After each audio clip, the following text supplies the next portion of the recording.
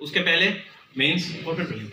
पर आधे से ज्यादा की चिंता ये है कि प्रीलिम्स तो निकाल लो तो घर वालों को कहने को हो जाएगा कि बेटा कुछ कर रहा था 1 साल से। नहीं, मैं बता रहा हूं आपको, आधे से ज्यादा यही होगा।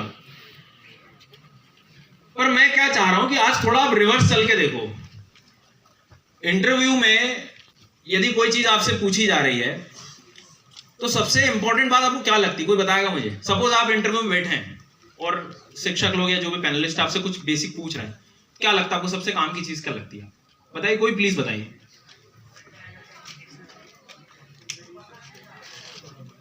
पढ़ाई, कॉन्फिडेंस और अब देखो ये बातें बिल्कुल सही कह रहे हैं। एक सच जान लेना, कुछ पढ़ा नहीं है, कुछ नॉलेज नहीं है ना, तो आप खोखले वैसे दिखोगे, एकदम कुछ नहीं बोल पाओगे। क्योंकि इंटरव्यू की सबसे बड़ी डिमांड पता है क्या है? आप क्या बोल रहे हो और कैसे बोल रहे हो, सबसे ज्यादा जरूरी है शायद। क्योंकि उसके बाद आपको हर दिन वही काम करना है, लोगों को समझाना है, लोगों तक पहुंचना है, लोगों की समस्याओं में जाना है। पर प्रॉब्लम क्या है, वो नॉलेज जब अचीव करने की बात आती है तो मन हमारे तुरंत बहाना शुरू कर देता है कि मतलब वो तो जो है अब क्या करूं, कैसे करूं। अब जैसे सर ने एक बात बहुत अच्छी बताई, स्पोर्ट्स वाली, नो डाउट बहुत जरूरी है। मतलब इनफैक्ट मैं भी आज लर्निंग लेके जा रहा हूँ ये चीज, ठीक है। बट इसमें से आधे से ज्यादा लर्नर अब सर क्या करेंगे कि स्पोर्ट्स के नाम पे अब शेड्यूल बनाएंगे कि जिस शिद्दत से आज मैं मतलब टेबल टेनिस या कुछ भी खेलने जाऊं उसका टाइम टेबल बन जाएगा, लेकिन बाकी की जो समस्या है वो दुख दर्द अलग है। नहीं, सच से बता रहा हूं मैं आपको, इन सब चीजों से बाहर आपको आना पड़ेगा। तो इंटरव्यू की जो कहानी है कि यदि मैं कुछ बोल पाऊंगा तो उसकी एक्चुअल में प्रिपरेशन आप कभी शांति से बैठ के देखना, वहां से शुरू होती है आपकी, कि नॉलेज गेन करना पड़ेगा और वो फिर किसी भी माध्यम से हो।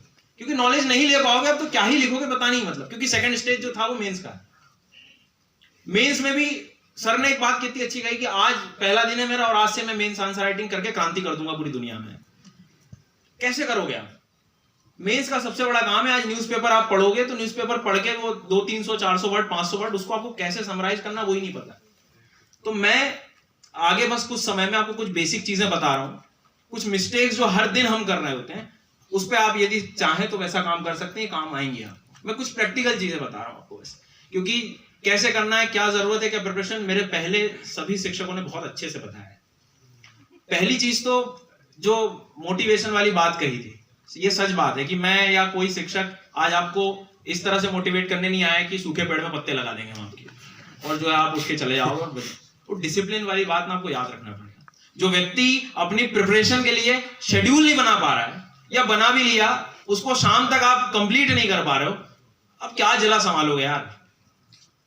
समझो, आप जहां जाना है मतलब वो समस्या, मतलब उस चीज को समझिए आप।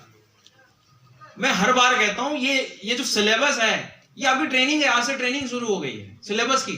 सिलेबस नहीं समझ रहा, उसमें परेशानी आ रही कि इतने सोर्स हैं, सोर्स को हम डिसाइड नहीं कर पा रहे हैं। तो सबसे बेसिक चीज है कि थोड़ी सी क्लैरिटी रहे, मतलब वो डिसिप्लिन सबसे पहले आना चाहिए, बहुत जरूरी चीज है। और डिसिप्लिन ऐसा नहीं कि आप तैयारी कर रहे हो तो मतलब मैं ही सब, सर हर व्यक्ति की लाइफ में डिसिप्लिन की बहुत जरूरत है। एक शिक्षक भी पढ़ा रहा है तो बहुत जरूरी है उसमें। तो आप आज नहीं, आप सिलेक्शन हो भी जाएगा तो उस दिन भी आप डिसिप्लिन लगेगा आपको। तो जब बेसिक नेसेसिटी तो इसको लगाना पड़ेगा अपने को दिमाग। तो पहली चीज तो ये है, शेड्यूलिंग में भी बिल्कुल क्लियर रहें। शेड्यूलिंग ऐसी ना करें कि मतलब इतनी कर लो कि मतलब शेड्यूलिंग में करते करते इतना मजा आने लगता है कि मतलब जो अचीव ही नहीं कर पा रहे हैं ऐसा शेड्यूल बना लेते हैं, फिर शाम को दुख दर्द आने लगता है यार मैं क्या करूंगा। अब शेड्यूलिंग जब नहीं होगी प्रॉपर, आप पैटर्न सही नहीं रखोगे तो फिर क्या होगा, आपकी प्रिपरेशन का जो टाइम है बहुत चला जाएगा, लंबा चला जाएगा। ऐसे ऐसे लर्नर्स देखें कि 1 साल हो गया और सब्जेक्ट ज्योग्राफी हुआ है, एनवायरमेंट हुआ है, थोड़ा थोड़ा पॉलिटी पढ़ा था, आधा पढ़ा था, फिर मन नहीं करा मेरा, डीपीएसपी के बाद मैं मतलब मन नहीं कर रहा था मेरा, तो मेरे को फिर एक सर का कोर्स शुरू हुआ तो मैं इकोनॉमी में चला गया, वहां पढ़ लिया। अब आप देखो गलती पहली क्या है, सब्जेक्ट शुरू किया, कायदे से क्या करना था उसको आपको कंप्लीट करना था। क्यों? द रीजन इज 2 महीने बाद उसको दोबारा उठाओगे ना सर नहीं आएगा समझ में। और ये बात है, मैं गलतियां जो हो रही हैं मैं बता रहा हूं। एक हम लोगों को जो सीखना है ना वो यही है कि जो फेल हो चुका है, जिसने कुछ कर नहीं पाया ना, उसकी गलतियों से, और जो सक्सेसफुल है उसके अनुभव से हमें यही चीज सीखने को मिलती है। तो आप कोई सब्जेक्ट जब शुरू किए हो तो उसको एंड प्रॉपर कर लेना, मैं आपसे अभी भी कह रहा हूं। नहीं तो आपके जो एक सर ने एक बात और कही, वो आपके ऊपर होता है कि आपको प्रिपरेशन कितने लंबे समय तक ले जाना है, और यही गलतियां हैं बेसिक। डिसिप्लिन में कमी होना, प्रॉपर चीजें आपको क्लियर ही होना, कितना टाइम पे बनाओ, क्या चीजें बनाओ, उसमें दिक्कत यही आ जाती है। सब्जेक्ट शुरू करो तो प्रॉपर उसको एंड कर लो प्रॉपर टाइम से, एटलीस्ट ये बहुत जरूरी है। सब्जेक्ट की शुरुआत कौन सी करनी ये भी पता होना चाहिए, क्योंकि आपको पैरेलली थोड़ा न्यूज़पेपर समझ में भी आना चाहिए। आपको पॉलिटी, इकोनॉमी या बेसिक ज्योग्राफी या इन चीजों का नॉलेज नहीं है तो न्यूज़पेपर में आप फिर इधर उधर हो जाओगे। तो इंटरव्यू की कहानी आपको याद आ गई होगी कि आपको पता होना चाहिए कि क्या बोलना है। उस चीज के लिए आपको नॉलेज लेने के लिए थोड़ा पढ़ना पड़ेगा। पढ़ने के लिए पहले आपको खुद को डिसिप्लिन बनाना पड़ेगा। डिसिप्लिन के बाद आपकी बात आएगी शेड्यूलिंग की, वो बहुत ज्यादा जरूरी है। मैं हमेशा कहता हूं कि ज्योग्राफी पढ़ते या कुछ भी पढ़ते समय मान लीजिए किसी ने पूछ ही लिया क्लाइमेट चेंज का रिस्पेक्ट, तो आपको मेरी एक लाइन शायद किसी बच्चों को फेमस मतलब पता होगी, पूछ लिया आपसे कि बेटा क्लाइमेट चेंज से और क्या क्या दिक्कतें हो सकती हैं या उसको संभालने के लिए क्या होगा। अब आप इंटरव्यू में बैठे हैं तो आप क्या कहोगे? पेड़ लगा दो, बोले 2-3 पेड़ लगा दो और लगा दो आप, इसके आगे बढ़ ही नहीं पा रहे हैं। और अब आप सोचो कि यदि क्लाइमेट चेंज के सारे पर्सपेक्टिव यदि आपको देखना है, मतलब आप पोलर वोर्टेक्स तक जाना है, सडन स्ट्रेटोस्फेरिक वार्मिंग तक जाना है, तो सर बिना पढ़े काम होगा नहीं। पर तैयारी नहीं किया हमने। दहेज प्रथा की बात कर ली मान लो इंटरव्यू में, तो आंसर दे रहे हैं आप, लोगों को आगे आना पड़ेगा। लोगों को आगे आना पड़ेगा। प्रॉब्लम आप समझो ना कहां है। तो शेड्यूलिंग थोड़ी बेहतर हो, मतलब मैं ये हर दिन की बात कर रहा हूं जो बहुत जरूरी है मेरे हिसाब से। तो इसके बाद में जैसे मान लीजिए आपकी शेड्यूलिंग वगैरह प्रॉपर हो जाती है, सब्जेक्ट का कंप्लीशन ही हो जाता है। कल भी मैं स्टोर पे बैठा था, लर्नर आए और वो बहुत कॉमन डाउट है और मतलब सबके साथ होगा, मैं बता रहा हूँ, आप भी हैं, मतलब मैं आपको भी कह रहा हूँ। आपने 2-3 सब्जेक्ट पूरे कर लिए, आप तीसरे-चौथे सब्जेक्ट पे जब पहुंचोगे ना तो वो पुराना भूलने लगते हो। ये बात से आप लोग सहमत होंगे शायद। Yes sir. क्या कमी रह जाती है, ऐसा क्यों हो रहा है? पता सब है आपको।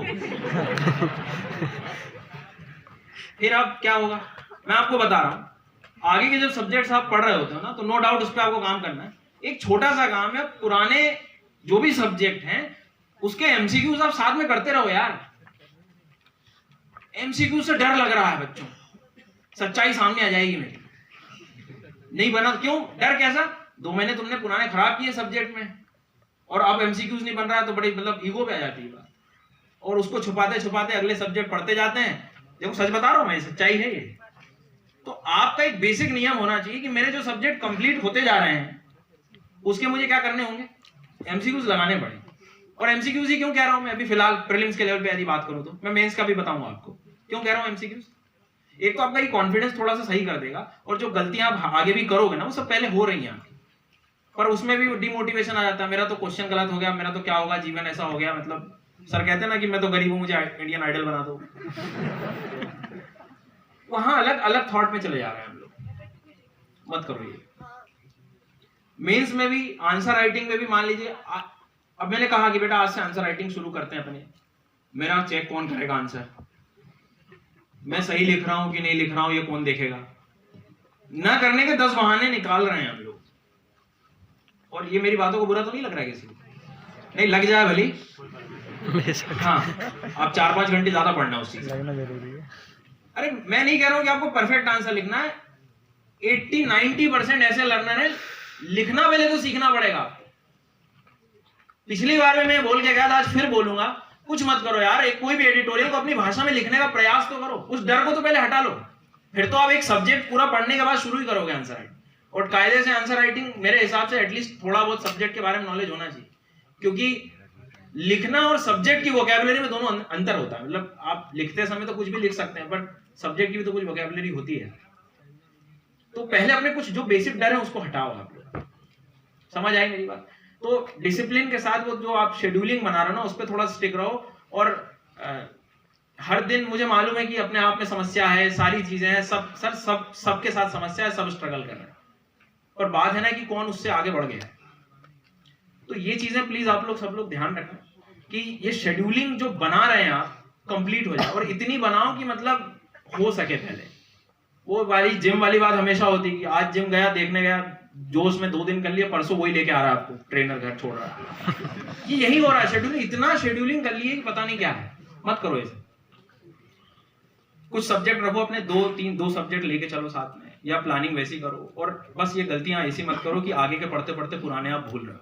ये बहुत बड़ी मिस्टेक होगी। ठीक है, 10-15 सोर्स से भागने की जरूरत नहीं है। कुछ जो सच्चाई है एमसीक्यूज वाली वो करो, बहुत जरूरी है सर, ठीक है।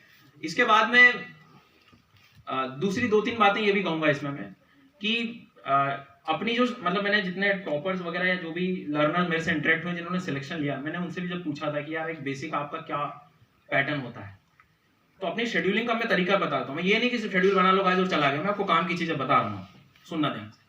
आप अपने हर दिन में ये एक पैटर्न निकालो कि आपके 2 से 3 घंटे मोस्ट प्रोडक्टिव हो, जो होते होंगे ऐसे कि बैठे हो ऐसे ही बैठे हो रहते हैं, 2-3 घंटे तो निकलते होंगे। उस समय आपको ऐसी चीजों को डालना है जो आपको थोड़ा कठिन लग रही है या जिसमें आपको पूरा ध्यान लगाना है, पहली चीज। दूसरी बात, रिवीजन का जो टाइम है उसको रखो, बहुत जरूरी है। तो स्लॉटिंग भी आप अपने, क्योंकि आप जरूरी नहीं कि सुबह 6 बजे जितनी एनर्जी में थे उतने शाम तक रहेंगे, ठीक है। तो अपनी प्लानिंग कुछ इस तरह से करना कि जो भी कठिन सब्जेक्ट है, जो आपको डर लग रहा है, ये सारी चीजें लग रही, उसकी स्लॉटिंग आप अपने आइडेंटिफिकेशन करो। और ये गलत है कि रात में जो जागते हैं उनको दिमाग ये मतलब कम पड़ रहा है, ऐसा नहीं। आपको जो आपका जो क्लॉक कहता है, जो भी आपका बायोलॉजिकल क्लॉक, उससे कोई दिक्कत नहीं। शेड्यूलिंग ठीक से होनी चाहिए। तो थोड़ा सेगमेंटेशन कर लो, रिवीजन का एक पैटर्न कर लो। सबसे आलसी वाला टाइम हो, मैं तो कह रहा हूँ एमसीक्यूज लगाओ। ये मैं मतलब जनरली आपको बता रहा हूं, जरूरी नहीं कि आप ये लिए सही हो, बट ये करो। तो स्ट्रेटेजी और ये सब चीजें ना, आपको सर ने वो 500 बार वाला जो बोला था, बहुत कॉमन है, सब पता है, पर जो बेसिक चीजें उस पर आपको थोड़ा सा ध्यान रखना पड़ेगा, ठीक है। आई बात समझ में? और कोई ऐसा 1-2 डाउट आपके दिमाग में आया तो मुझे बता सकते हैं, मैं उस पर ध्यान दे सकता हूँ। हाँ बोलो।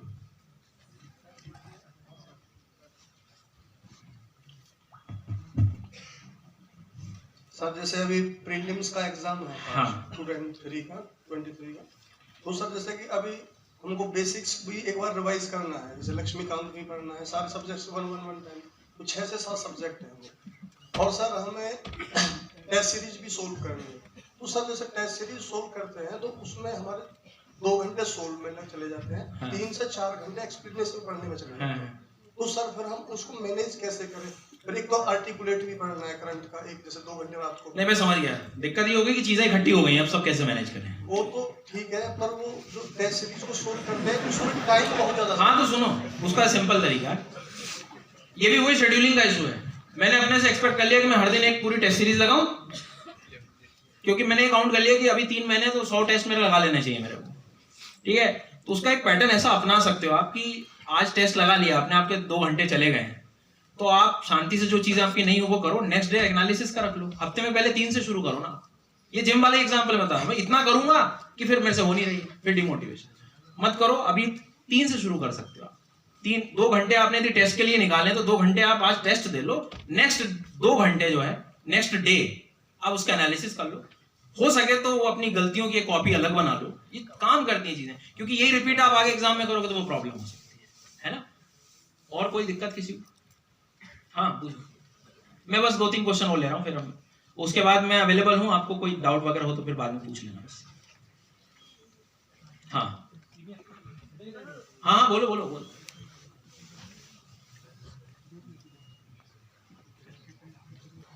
हेलो सर, मैं एक नॉर्मल सा स्टूडेंट हूँ। अरे नॉर्मल क्यों बोलते हो यार? सर तो वही समझा रहे थे। नहीं मतलब कहने नहीं क्यों, आधा काम तो यही खराब कर लिया। नॉर्मल क्यों हो तुम?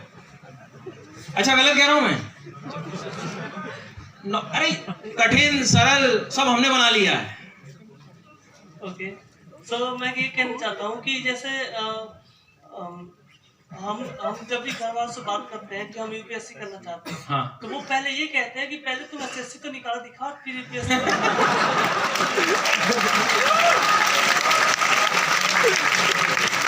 तो इसीलिए मेरे ख्याल हम तो नॉर्मल लोग हैं, नॉर्मल मार्क्स हमारे 50% या फिर ऐसे 45% आते हैं हमारे एग्जाम में, तो हम सीधा यूपीएससी करना, तो क्या हमें एसएससी करना चाहिए या फिर यूपीएससी करना चाहिए? नहीं देखो, मतलब बहुत अच्छा क्वेश्चन है। ऑन अ सीरियस नोट, ये एग्जाम वैसा नहीं है कि आप अपने जीवन के साथ या एक्सपेरिमेंट करने का टाइम है। तो मैं मतलब इस स्थिति में हूं कि आपको भले ही समय लगे, आप 1 हफ्ते घर वालों से आराम से बात करो इस चीज को लेके। समझिए, ये ऐसा नहीं होगा कि सर बोल देंगे कि बेटा आईएएस करो, तो आज घर से फोन काट दिया, बंद कर दिया, आईएएस करूंगा, बनूंगा तो ही घर जाऊंगा। ये जो पैटर्न है, ऐसा यदि किसी के साथ है तो मतलब मुझे ऐसा लगता है कि आपको इंस्टेड ऑफ 1 साल, आप पहले 1 हफ्ते इसी पे काम करो और आज क्लियर हो लो घर वालों से बात करें। द रीजन इज भैया आगे 1-2 साल पहले आपको सपोर्ट वहीं से मिलने वाला है, मैं भी नहीं कर पाऊंगा या कोई सपोर्ट नहीं कर पाएगा, मैं सिर्फ शिक्षा में कर पाऊंगा। तो वो प्लीज पहले घर से एक बार शांति से बैठ के बात कर लें, चीजें क्लियर करो। आपका हो सकता है काम बड़े चीजों को समझाने के लिए, दोनों को बताने के लिए, हो सकता है दोनों के रिजल्ट के बाद की चीजें आपको बताने में समझ मतलब टाइम लग जाए, पर उनको समझाओ, बता सकते हो। तो पहला काम अब आपका ये तैयारी से भी पहले क्लियर है, क्योंकि मैं नहीं चाहता हूं कि हर 2-3 दिन बाद 4 दिन बाद ये प्रॉब्लम आपको और फिर आपकी प्रिपरेशन खराब। तो एसएससी भी करो तो ढंग से करो, मेरा मतलब ये है। Thank you sir. हाँ, लास्ट क्वेश्चन प्लीज, फिर मैं बाद में जब क्वेश्चन एंड आंसर सेशन होगा तब। हाँ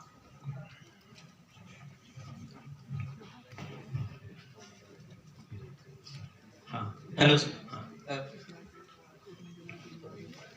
मेरा जब कोई करंट अफेयर्स आता है, एक मिनट बस, ये चल रहा है क्वेश्चन, कोई करंट अफेयर्स, एक मिनट ये क्वेश्चन चालू इसका। हाँ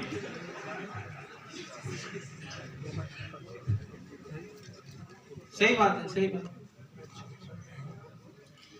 देखो 2 सब्जेक्ट मैं जनरली इसलिए कह रहा था, नॉर्मली आप कोचिंग यदि ऐसे ऑफलाइन में जाओ, आपको एक स्टार्टिंग की बात होती है, जैसे मतलब कोई नेसेंट लर्नर, न्यू लर्नर है और अपनी पढ़ाई शुरू कर रहा होता है, लिटरली कई बार स्कूलिंग वगैरह पे डिपेंड करती, इतना झेल नहीं पाते। तो हमें चीज़ों को हमने ऑलरेडी हम क्रिएट कर लेते हैं कि यार मेरे से एक ही सब्जेक्ट होगा और ये कर लूंगा, मैं शुरू करो आप एक से, पर थोड़ा थॉट रखना पड़ेगा कि सच्चाई क्या है, सच मैटर ये करेगा लास्ट डे की एग्जाम के पहले आपका सिलेबस हुआ कि नहीं। फिर नहीं तो वही होगा कि मैं 3-3 साल ज्योग्राफी पढ़ रहा हूं बस। सच्चाई वही सच्चाई कह रहे हो आप, तो मैं खत्म करने का, तेज चलने को नहीं कह रहा हूं, मैं प्लान्ड वे में कह रहा हूं।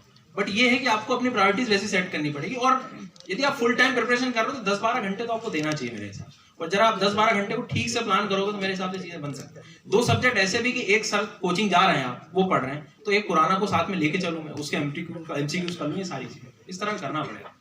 ठीक है, चलिए थैंक यू सो मच। और एक लास्ट बात आपसे कहूंगा यही कि गुड आफ्टरनून सर। अरे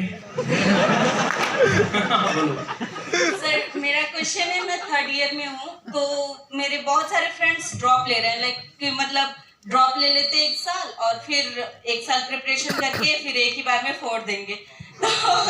तो मैं भी लाइक एमए करना चाहती हूँ, बट फिर मुझे लग रहा है कि मेरा कहीं नहीं होगा या फिर कहीं प्रिपरेशन में कैसे होगा, तो इसलिए थोड़ा इस पे आप बता। तो मतलब आपको तैयारी फ्रेंड्स के हिसाब से करनी है, ऐसा करो। नो सर, बट बहुत वहाँ पे देखो सिंपल है, मतलब ज्यादा उसमें कुछ नहीं है। आपको पता है कितना टाइम लग रहा है, उतना टाइम आपको एग्जाम, मतलब 10-12 महीने लग रहे हैं, 13 महीने लग रहे हैं एग्जाम, तो वो टाइम आपको निकालना पड़ेगा। अब वो आपको कब निकालना है, कैसे निकालना है, रही बात कि आगे पढ़ना है, क्या करना है, तो मेरे हिसाब से मतलब जॉब करते करते चीजें हो सकती हैं, तो हर सिचुएशन में हो सकती है, और आप तो पढ़ ही रहे हैं। Thank you sir. है ना, चलिए लास्ट बात ये थी, बाद में आप अभी ये प्रोग्राम को आगे बढ़ाएंगे। 1 मिनट, अरे मैं भी इंदौर से आया हूँ, मैं रहूंगा आपके लिए, डोंट वरी, आप मिलके जाना मुझसे, ठीक है। थोड़ी मतलब ये है कि हर दिन एक आइडेंटिफाई कर लेना चीजें। लास्ट बस एक काम की चीज बता रहा हूँ कि कुछ चीजें जो आपके लिए काम नहीं कर रही है ना, इस प्रिपरेशन के मोड में ना, उसको ज्यादा दिन घीसना मत, ऐसे उसको चेंज कर लेना। जो चीज काम करती है उसको रखो बस, ये बहुत प्रॉब्लम है, नहीं तो लंबे समय तक यही चलता रहेगा। एनवायरमेंट, पेड़ों से भी तो हम ये सीख सकते हैं ना कि पेड़ अपनी पत्तियां बदल सकता है, जड़ें नहीं बदल सकता है ना। तो इस बात को ध्यान रखो।